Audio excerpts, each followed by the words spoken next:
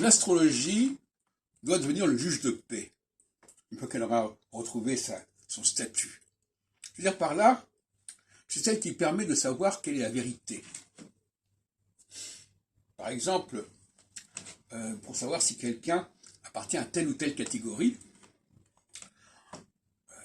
au niveau de la structure de l'organisation sociale, eh bien, il faut voir si son cycle, ses périodes, comment il vit les périodes successives, équinoxialité, solstitialité. Et selon qu'il les vivra d'une manière ou d'une autre, il appartiendra à telle ou telle catégorie. Donc ça nous évite de discuter, de savoir si historiquement il y a eu ceci, il y a eu cela, il y a eu conversion, il y a eu conversion, etc. Il faut évacuer ça. L'histoire, la science historique ne peut pas se fonder uniquement sur des documents controversés, contrefaits, etc.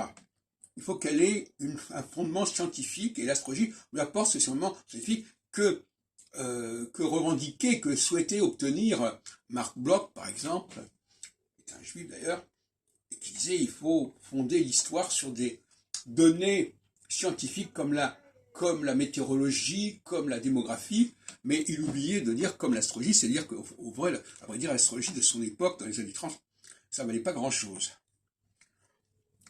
Donc, l'astrologie, c'est le juge de paix.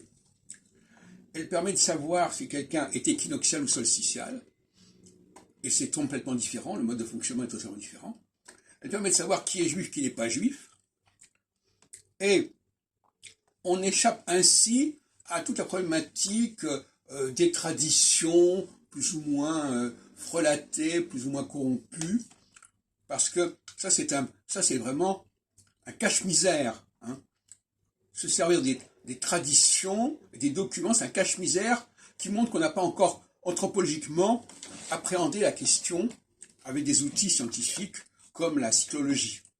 Alors on se contente de quelques récits, de quelques traditions, mais c'est vraiment un pis-aller.